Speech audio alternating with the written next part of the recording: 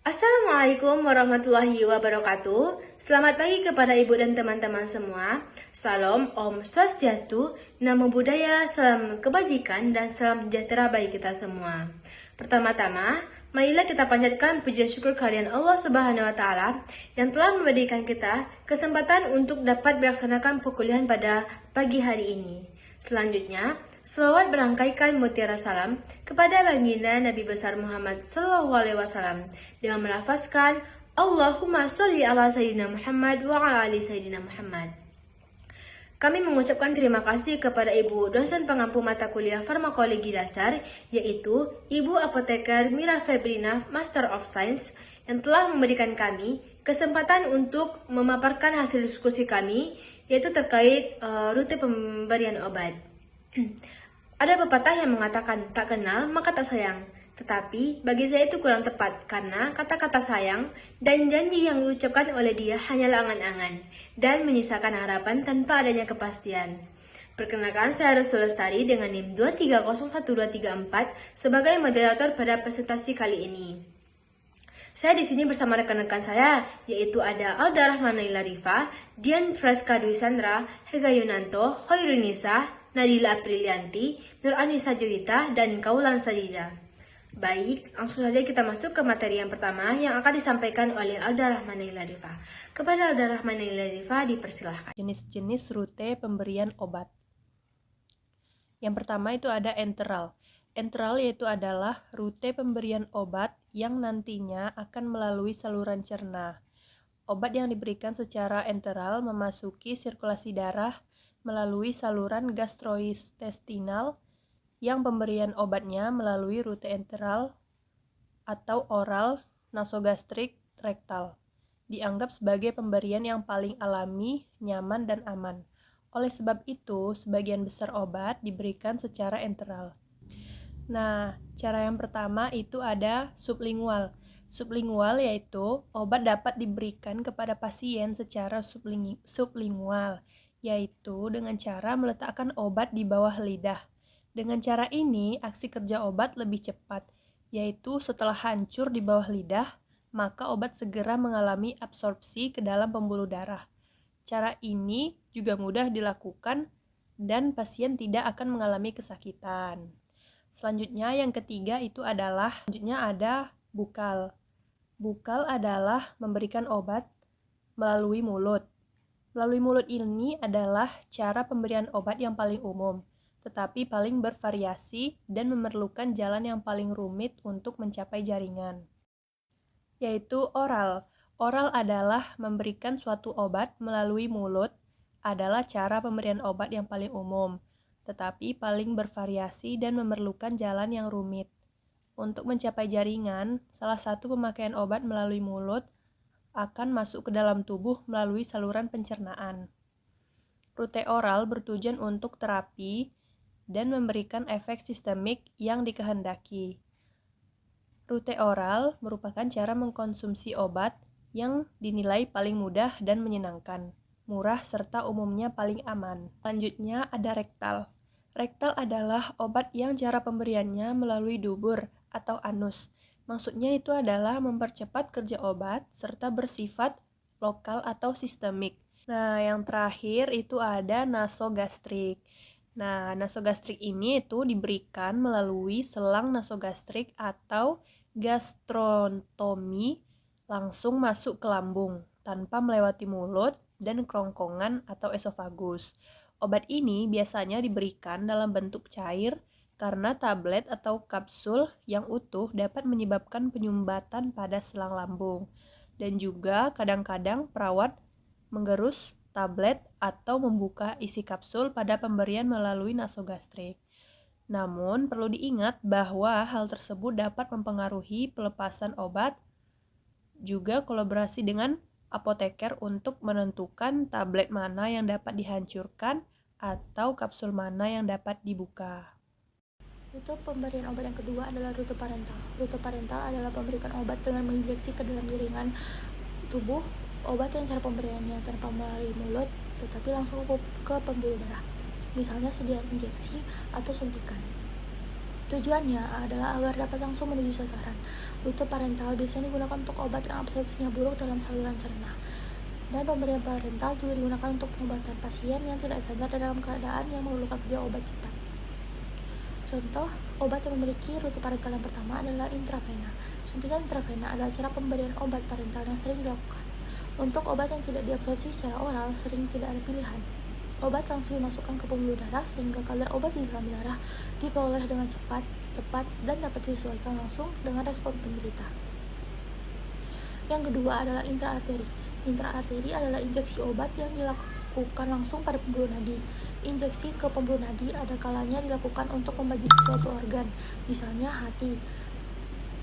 Dengan obat yang sangat cepat diaktifkan atau terikat pada jaringan, misalnya obat kanker nitrogen mustard. Penggunaan rute intraarteri untuk pengobatan adalah jarang dan terbatas. Pada umumnya untuk kemoterapi organ tertentu seperti pengobatan kanker lokal tertentu. Yang ketiga adalah intraartikular. Intraartikular atau injeksi sendi adalah salah satu bentuk terapi untuk membantu mengatasi nyeri sendi akibat osteoartritis. Terapi ini tidak ditujukan untuk menyembuhkan secara total, tetapi diharapkan dapat meringankan rasa sakit dan mengurangi peregangan pada daerah yang dituju. Kurangnya aktivitas fisik yang disertai kelebihan berat badan berpotensi menimbulkan pembebanan sendi yang semakin besar, terutama sendi-sendi penyangga tubuh, khususnya sendi lutut. Pada dasarnya, ada dua jenis injeksi intraartikular yang bisa membantu mengatasi osteoartritis, yaitu dengan injeksi intraartikular steroid dan viskosuplementasi dengan asam hyaluronat. Selanjutnya yaitu ada subkutan. Suntikan subkutan mengurangi resiko yang berhubungan dengan suntikan intravaskular. Injeksi subkutan bertujuan mengirimkan cairan ke jaringan antar kulit dan otot. Jarum yang digunakan cenderung lebih pendek karena tidak perlu mencapai otot. Pemberiannya dilakukan di jaringan lemak di belakang lengan. Lokasi injeksi subkutan yang direkomendasikan adalah area abdomen, lengan atas, dan paha bagian lateral. Pada pasien yang cenderung kurus dilakukan dengan arah 45 derajat, dan pada pasien dengan lapisan subkutan lebih tebal dapat dilakukan dengan arah 90 derajat. Yang kelima adalah intramuskular. Injeksi intramuskular adalah injeksi ke dalam otot tubuh baik untuk pemberian obat ataupun cairan yang bertujuan agar obat atau cairan lebih cepat diserap atau diabsorpsi, dikarenakan jaringan otot memiliki suplai darah yang lebih besar daripada jaringan yang berada di bawah kulit, serta jaringan otot dapat menampung lebih banyak obat daripada jaringan subkutan. Selanjutnya yaitu ada intradermal. Intradermal adalah suntikan yang diberikan ke dalam dermis, tepat di bawah epidermis kulit. Rute injeksi intradermal memiliki waktu penyerapan paling lama dari semua rute parental. Suntikan sering diberikan pada sudut 5-15 derajat dengan jarum pada kulit pasien. Penyerapan membutuhkan waktu paling lama ketimbang injeksi intravena, intramuskular, dan subkutan. Jenis suntikan ini digunakan untuk tes sensitivitas seperti tes TBC, tes alergi, dan tes anestesi lokal. Lokasi yang paling umum digunakan adalah permukaan bagian dalam lengan, bawah, dan punggung atas, di bawah tulang belikat. Yang ketujuh adalah intraperitoneal. Injeksi intraperitoneal atau injeksi IP adalah penyuntikan suatu zat ke dalam peritoneum atau rongga tubuh. Hal ini lebih sering diterapkan pada hewan non-manusia dibandingkan manusia. Secara umum, ini lebih disukai bila diperlukan cairan pengganti darah dalam jumlah besar atau bila tekanan darah rendah atau masalah lain menghalangi penggunaan pembuluh darah yang sesuai untuk injeksi intravena. Pada manusia, metode ini banyak digunakan untuk memberikan obat kemoterapi untuk mengobati beberapa jenis kanker, khususnya kanker ovarium. Meskipun kontroversial, penggunaan intraperitoneal pada kanker ovarium telah direkomendasikan sebagai standar perawatan. Cairan disuntikan secara intraperitoneal pada bayi juga digunakan untuk dialisis peritoneal. Yang kedelapan adalah inhalasi. Inhalasi sederhana yaitu memberikan obat dengan cara dihirup dalam bentuk uap ke dalam saluran pernafasan yang dilakukan dengan bahan dan cara yang sederhana serta dapat dilakukan dalam lingkungan keluarga. Terapi ini lebih efektif ketimbang obat oral atau minum seperti tablet atau sirup. Obat oral akan melalui berbagai organ dulu seperti ke lambung, ginjal, atau jantung sebelum sampai ke sasarannya, yakni paru-paru, sehingga ketika sampai paru-paru, obatnya relatif tinggal sedikit. Yang kesembilan adalah topikal. Topikal pemberian obat secara topikal adalah pemberian obat secara lokal dengan cara mengoleskan obat pada permukaan kulit atau membran area mata, hidung, lubang, telinga, vagina, dan rektum. Obat yang biasa digunakan untuk pemberian obat topikal pada kulit adalah obat yang berbentuk krim, lotion, atau salep. Hal ini dilakukan dengan tujuan untuk melakukan perawatan kulit atau luka, atau menurunkan gejala gangguan kulit yang terjadi. Pemberian obat topikal pada kulit terbatas hanya pada obat-obatan tertentu karena tidak banyak obat yang dapat menembus kulit yang utuh. Keberhasilan pengobatan topikal pada kulit tergantung pada umur, pemilihan agen topikal yang tepat, lokasi dan luas tubuh yang terkena atau yang sakit, stadium penyakit, konsentrasi bahan aktif dalam vehikulum, metode aplikasi, penentuan lama pemakaian obat, dan penetrasi obat topikal pada kulit. Yang ke-15 itu adalah intranasal. Nah, intranasal atau pemberian obat dengan cara memasukkan obat melalui nasal atau hidung dengan cara menyemprotkan sediaan atau menghisap sediaan dengan cara dimasukkan ke hidung lalu dihisap. Obat tersebut kemudian akan diserap oleh selaput lendir tipis yang di saluran hidung lalu masuk ke saluran darah untuk didarahkan ke seluruh tubuh. Umumnya, obat yang diberikan secara nasal perlu diubah menjadi bentuk droplet atau tetesan kecil yang diatominasi. Untuk waktu yang lama, pemberian intranasal dianggap sebagai rute efektif untuk mengantarkan obat ke dalam sirkulasi sistemik sehingga menghasilkan onset yang cepat dan obat yang lebih tinggi dibandingkan rute pemberian ekstravakular yaitu klasik. Baru-baru ini pemberian intranasal mulai mendapat perhatian sebagai jalur pengiriman potensial ke otak karena hubungan unik antara sistem syaraf pusat dan lingkungan luar yang dibuat oleh neuropotolemik dan yang di dalam hidung yaitu penciuman. Hidung sangat cocok untuk pemberian obat invasif minimal karena mukosa saluran napas memiliki permeabilitas yang baik dan penyerapan yang efisien. Mukosa hidung manusia memiliki luas permukaan yang sangat besar dan turbinat melembabkan sehingga menghangatkan dan menyaring udara yang dihirup. Sekresi hidung dan partikel yang dihirup diangkut melalui pembersihan atau muksikular ke nasofaring untuk ditelan atau dikeluarkan.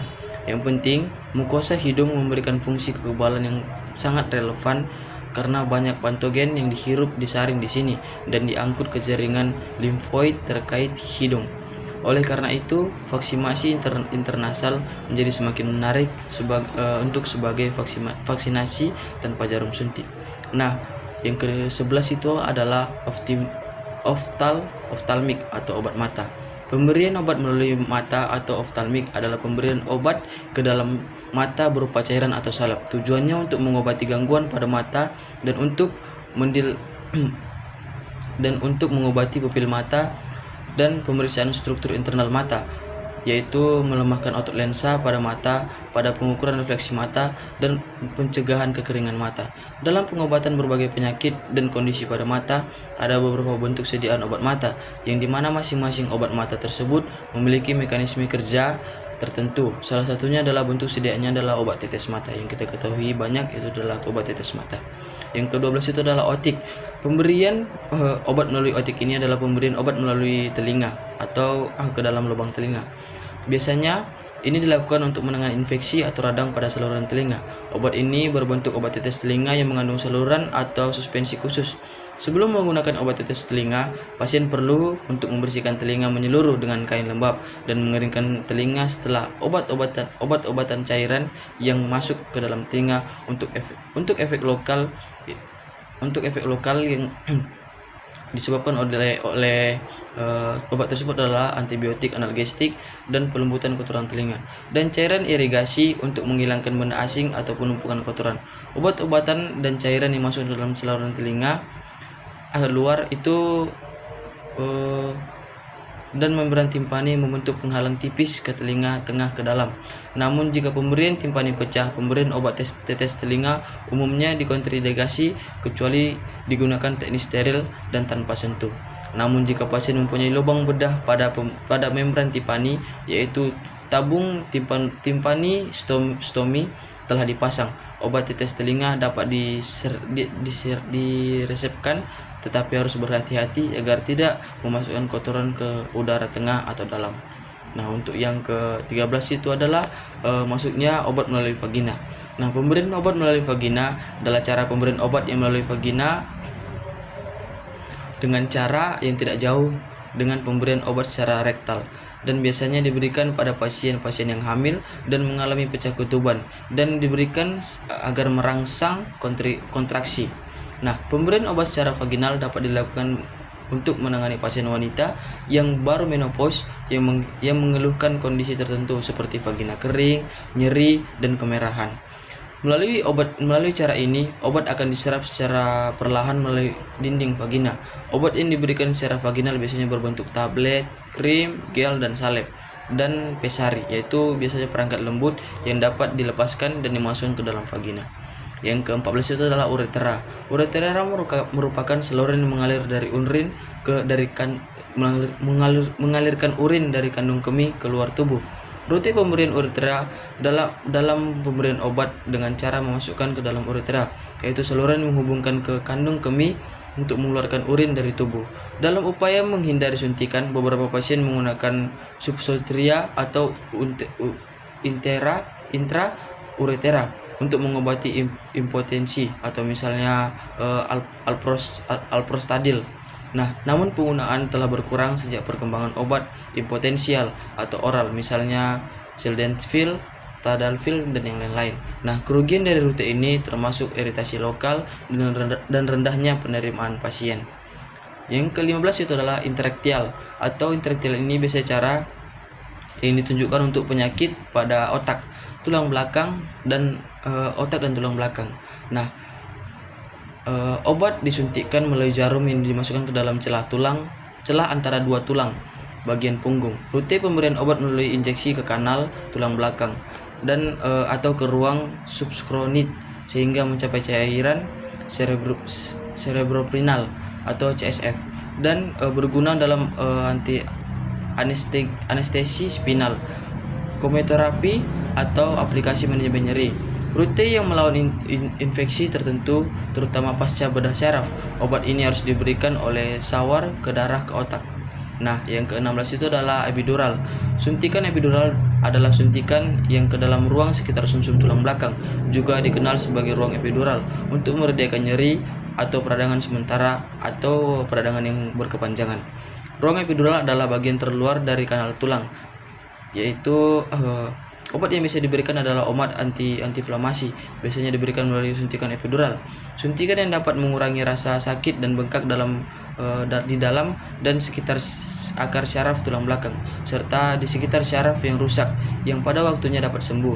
Suntikan epidural dapat dilakukan untuk mengurangi rasa sakit yang disebabkan oleh pasien. Dan suntikan epidural dapat dilakukan untuk mengurangi rasa sakit yang disebabkan oleh diskusi hernia atau menonjol yang mengenai syaraf menyebabkan rasa sakit. Yang kedua adalah stenosis tulang belakang, yaitu adalah penyempitan saluran tulang belakang. Yang ketiga adalah sindrom operasi atau punggung pegal pasca operasi, atau nyeri punggung atau kaki kronis setelah operasi tulang belakang. Baru yang keempat adalah cedera lain pada syaraf tulang belakang dan jaringan sekitarnya. Yang kelima adalah taji tulang. Nah, yang slide berikutnya itu adalah faktor yang mempengaruhi pemilihan rute pemberian obat. Yang pertama adalah tempat kerja obat yang diinginkan. Yang kedua adalah sifat fisik dan kimiawi obat. Yang ketiga adalah kecepatan respon yang diinginkan. Dan yang keempat biasanya itu keadaan umum pasien. Baiklah, saya serahkan kepada Korunisa. Nah, di sini saya akan menjelaskan kelebihan dan kekurangan masing-masing rute pemberian obat. Yang pertama yaitu enteral.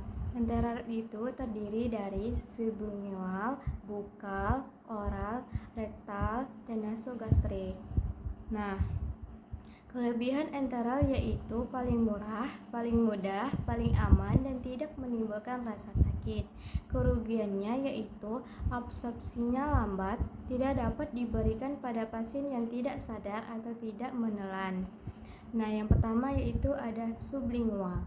Kelebihannya yaitu Efek yang ditimbulkan bisa lebih cepat karena pembuluh darah di bawah lidah merupakan pusat dari sakit. Obatnya cepat, tidak diperlukan kemampuan menelan, dan kerusakan obat di saluran cerna dan metabolisme di dinding usus dan hati dapat dihindari. Nah, yang kekurangannya yaitu absorpsinya tidak adekuat, kepatuhan pasien kurang, mencegah pasien menelan, kurang praktis untuk digunakan terus-menerus, dapat merangsang selaput lendir di mulut. Nah, yang kedua ada bukal. Kelebihannya yaitu onsetnya cepat, mencegah fist-pass efek yang tidak diperlukan kemampuan menelan. Nah, kekurangannya yaitu absorpsinya tidak adekuat, kepatuhan pasien kurang, mencegah pasien menelan, kurang praktis untuk digunakan terus-menerus, dapat merangsang selaput lendir di mulut. Nah, yang ketiga ada oral. Kelebihannya yaitu cara mengkonsumsi obat yang dinilai paling mudah, menyenangkan, murah, umumnya paling aman. Dan kekurangannya yaitu tidak dapat diberikan pada penderita koma, timbul efek lambat, tidak bermanfaat untuk pasien yang sering muntah, dan diare, tidak sadar, tidak kooperatif, untuk obat iritatif, rasa tidak enak, penggunaannya terbatas, obat yang inaktif terurai oleh cairan lambung atau usus, tidak bermanfaat. Nah, yang keempat yaitu ada rektal. Kelebihannya yaitu terhindar dari perusakan obat menjadi tidak aktif karena pengaruh lingkungan perut dan usus. Dapat digunakan untuk penderita yang muntah-muntah, koma, atau sulit menelan. Dan obat tidak mengalami detoksikasi, biotransformasi, atau metabolisme yang menjadikan obat tidak aktif. Nah, kekurangannya yaitu menimbulkan rasa tidak nyaman, penggunaan tidak praktis, penyimpanan pada kelembapan yang sangat kurang, dapat kehilangan kelembaban dan menjadi rapuh, dan jumlah obat yang akan diberikan dalam bentuk supositoria tergantung pada pembawa dan bentuk kimia serta bentuk fisik obat yang diberikan. Nah, dan yang kelima ada nasogastrik.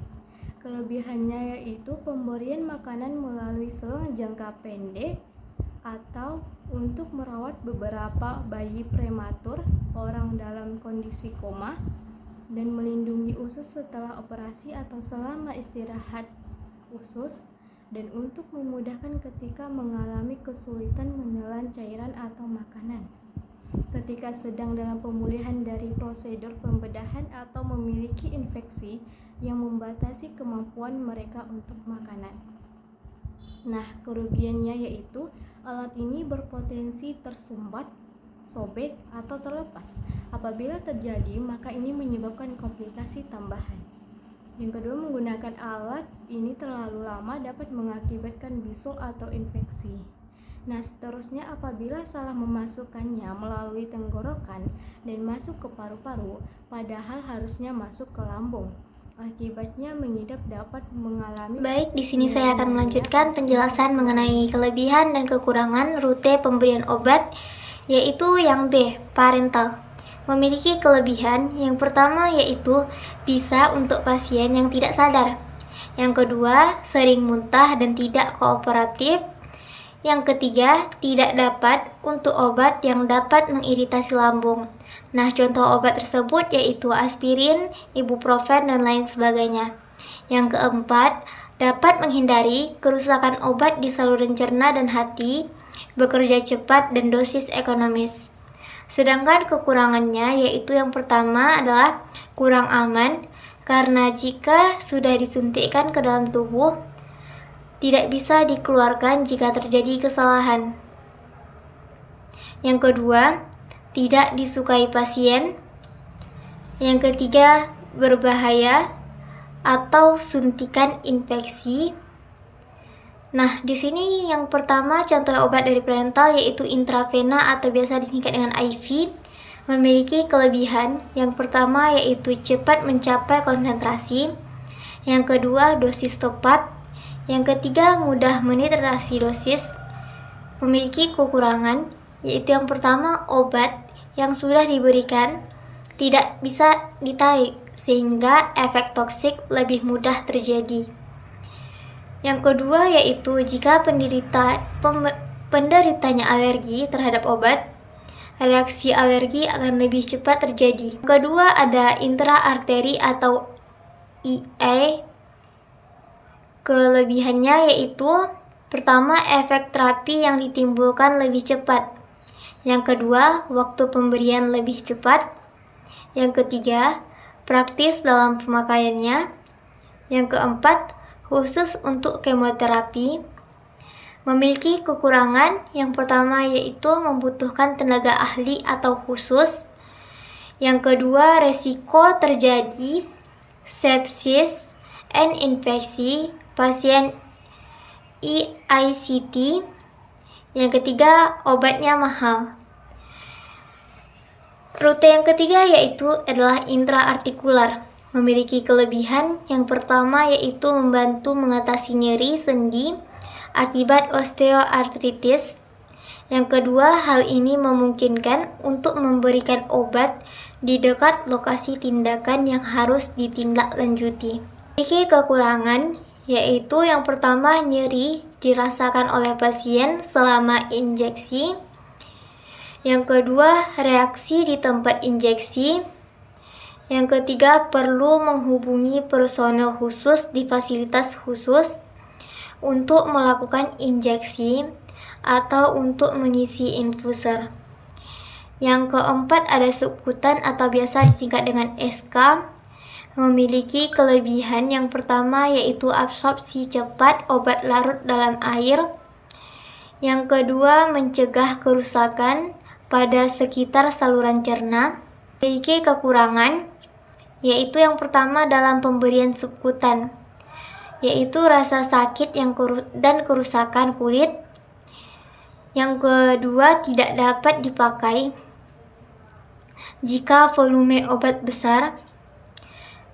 Bioavailabilitas bervariasi sesuai lokasi. Yang ketiga, efeknya agak lambat. Yang kelima, ada intramuskular atau biasa disingkat dengan IM. Memiliki kelebihan yaitu yang pertama, tidak diperlukan keahlian khusus. Yang kedua, dapat dipakai untuk pemberian obat larut dalam minyak. Yang ketiga, cepat obat larut dalam air. Memiliki kekurangan sebagai berikut yaitu 1. Rasa sakit, tidak dapat dipakai pada gangguan bekuan darah atau clotting time. Yang kedua, bioavailabilitas bervariasi. Yang ketiga, obat dapat menggumpal pada lokasi penyuntikan.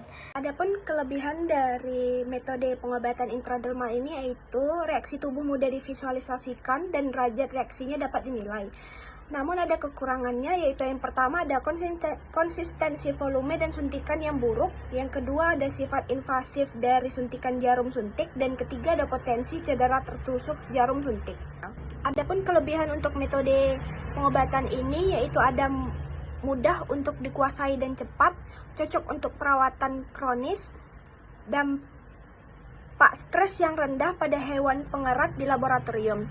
Kekurangannya yaitu bukan rute yang dapat diterima untuk pemberian obat dalam studi eksperimental. Yang kedua ada timbul efek lambat. Terus yang ketiga penggunaan yang minimal di klinik, kebanyakan untuk pengobatan kanker peritoneum. Sehingga penggunaannya di dalam penelitian eksperimental sering dipertanyakan dan tidak dianjurkan. Adapun kelebihan dari metode inhalasi ini yaitu pertama, ada efek samping, sistemik juga akan lebih rendah. Yang kedua, ada dosis sistemik dari sebagian besar obat yang diberikan secara inhalasi lebih rendah daripada obat oral maupun intravena. Dan yang ketiga, ada obat yang diberikan secara langsung menuju lumen internal. Dan kekurangannya itu, yang pertama ada efektivitas obat ini tergantung dari ketepatan penggunaan obat, dan yang kedua ada harga yang relatif lebih mahal dibandingkan obat yang diminum. Selanjutnya yaitu ada ophthalmic, pemberian. Adapun kelebihan pada metode topikal ini yang pertama itu ada efek samping sistemik minimal, yang kedua ada mencegah first pass effect, Dan yang ketiga untuk sistemik merupakan intravena infus atau zero order. Dan kekurangannya itu adalah kurang menarik. Kelebihan dari metode intranasal ini yaitu yang pertama ada menghindari efek lintas pertama, yang kedua ada menghindari efek statis lambung dan muntah, dan yang ketiga ada kemudahan administrasi. Namun ada kekurangannya juga. Yang pertama itu ada penyakit dan kondisi rongga hidung dapat menyebabkan gangguan penyerapan. Yang kedua ada dosisnya terbatas karena kecilnya area yang tersedia untuk penyerapan. Dan yang ketiga, waktu yang tersedia untuk penyerapan terbatas. Kelebihan dari metode oftalmik ini yaitu ada larutan mata memiliki kelebihan dalam memiliki hal kehomogenan. Yang kedua ada bioavailabilitas. Dan yang ketiga ada kemudahan penanganan dan dosis akurat. Namun ada kekurangannya yaitu volume larutan yang dapat ditampung oleh mata sangat terbatas. Obat yang pertama yaitu ada otik, kelebihannya yaitu penggunaan dan penyimpanannya steril, cepat bereaksi karena langsung diteteskan pada bagian yang sakit, dapat berguna sebagai antibiotik dan anestesik lokal. Kekurangannya yaitu dapat mengakibatkan sakit ketika pemakaian, sulit untuk digunakan pada diri sendiri, dapat mengakibatkan alergi yaitu sesak nafas. Selanjutnya ada vagina, kelebihannya yaitu proses penyembuhan lebih cepat, mengobati infeksi pada vagina, mengurangi peradangan. Kekurangannya yaitu dapat menimbulkan jaringan rusak dalam vagina berupa bau dan rasa tidak nyaman. Selanjutnya ada uretra, kelebihannya yaitu dapat menghindari terjadinya iritasi pada lambung, dapat menghindari kerusakan obat oleh enzim penyernaan dan asam lambung. Obat dapat masuk langsung dalam saluran darah sehingga obat dapat berefek. Kekurangannya yaitu beberapa pasien mengalami iritasi karenanya. Persiapannya lebih rumit dibandingkan tablet dan cairan. Obat-obatan dapat dipengaruhi oleh diare dan penyakit lainnya. Selanjutnya ada intratekal. Kelebihannya yaitu selama operasi untuk mengatasi rasa sakit atau anestesi tulang belakang, untuk memberikan agen kemoterapi untuk menargetkan kanker otak. Cara cerdas dan penting untuk memberikan obat-obat penting ke otak. Kekurangannya itu menyakitkan dibandingkan injeksi atau menelan pil. Selanjutnya ada epidural. Kelebihannya yaitu pereda nyeri sementara atau berkepanjangan, pengurangan peradangan sementara, dapat mengurangi kebutuhan akan produser invasif. Kekurangannya yaitu peningkatan rasa sakit sementara, reaksi terhadap obat-obatan seperti hot flash atau ruam, infeksi di tempat disuntikan. Sekian dari saya, terima kasih. Baik, di sini saya akan menyampaikan materi terkait jenis sediaan atau contoh obat. Yang pertama itu secara sublingual, isosorbit dinitrat yang berfungsi untuk mencegah dan meredakan angina pectoris atau nyeri dada. Selanjutnya itu ada secara bokal, noretisteron 5 mg yang berfungsi untuk haid yang tidak teratur, tidak haid, dan juga nyeri haid. Selanjutnya rute pemberian obat secara oral dengan contoh obatnya yaitu paracetamol, menurunkan demam, membantu mengatasi pilek dan flu. Selanjutnya itu ada rektal dengan contoh obatnya Pirex paracetamol, juga menurunkan demam dengan segala usia. Selanjutnya ada nasogastrik, pemberian nutrisi obat-obatan atau cairan bagi pasien yang sulit menelan atau tidak sadar. Selanjutnya itu ada intravena. Contoh obatnya itu ada micafungin yang berfungsi mengatasi infeksi jamur yang serius. Selanjutnya itu ada secara intraarteri dengan contoh obatnya yaitu vaksin BCG atau disebut dengan Bacillus calmette-guerin. Nah, selanjutnya itu secara intraartikular dengan contoh obatnya itu Sinix One yang berfungsi penggantian sementara atau suplemen untuk cairan sinovial sendi pada pasien dengan gangguan patologis pada sendi. Selanjutnya itu secara subkutan dengan contoh obatnya itu Forixtra fondaparinux sodium yang berfungsi untuk mencegah dan mengobati gumpalan darah pada vena. Selanjutnya itu ada intramuskular dengan contoh obatnya itu bleomycin yang berfungsi menangani kanker kelenjar getah bening atau disebut dengan limfoma. Selanjutnya itu ada secara intradermal dengan contoh obatnya yaitu lidocaine yang berfungsi sebagai obat bius. Nah, biasanya ini tuh buat untuk secara injeksi. Selanjutnya intraperitoneal. Dengan contoh obatnya itu cisplatin. Selanjutnya ada inhalasi. Dengan contoh obatnya itu Ventolin inhaler. Selanjutnya itu secara topikal. Nah, contoh obatnya yang kami pakai itu NB topikal salep 5 gram. Selanjutnya itu pemberian obat secara intranasal dengan contoh obatnya itu nasalin yang berfungsi menjaga kebersihan saluran hidung sehari-hari. Selanjutnya itu ada oftalmik dengan contoh obatnya itu Oftalfit membantu memelihara kesehatan mata.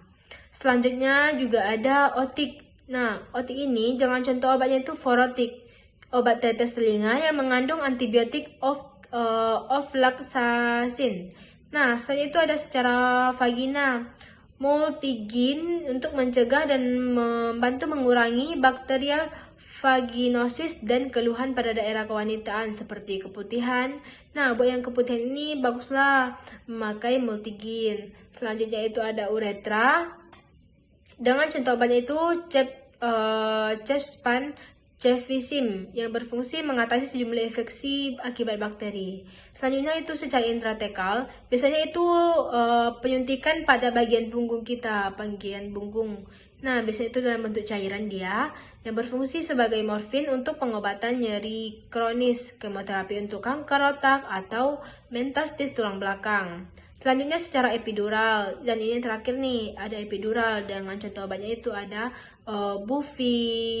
bupivacain yang berfungsi menghilangkan rasa sakit selama prosedur medis dan operasi. Jadi, ketika kita itu merasakan rasa sakit kenapa kita tidak merasakan rasa sakit selama operasi? Karena dengan pemberian bupivacain.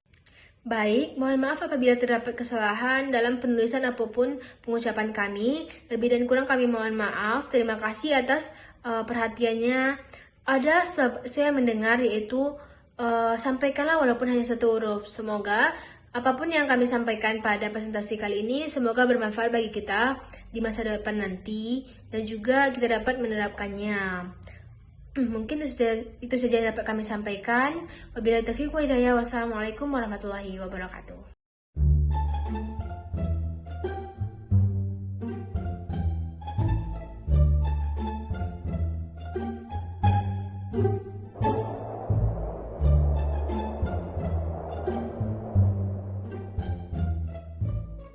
Siapa kamu?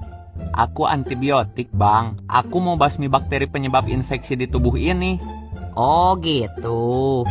Aku mau ke hati, Bang. Lewat mana ya? Kamu nyelam aja itu ke asam lambung. Terus nanti ada gerbang di bagian bawah. Masuk aja ke situ. Nanti kamu bakal ada di usus halus. Siap, Bang Lambung. Makasih arahannya ya.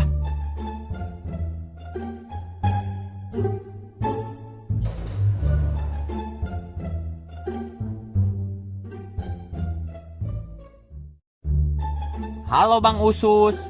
Iya, kamu obat ya? Iya Bang Usus, hati kemana ya? Coba kamu lihat ke pinggir. Nah, itu ada gerbang. Masuk aja ke situ. Nanti kamu bisa naik angkutan sel darah merah ke hati. Oke siap Bang Usus, makasih ya.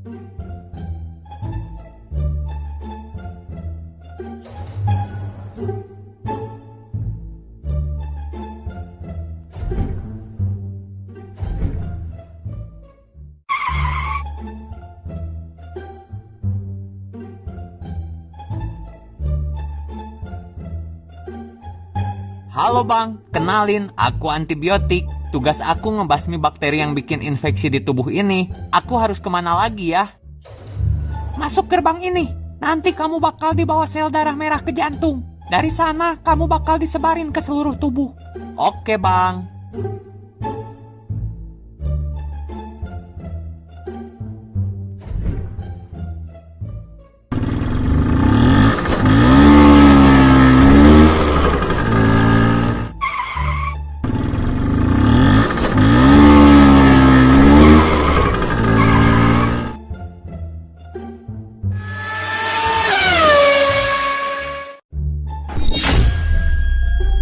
Kayaknya itu tempat infeksinya. Kiri-kiri.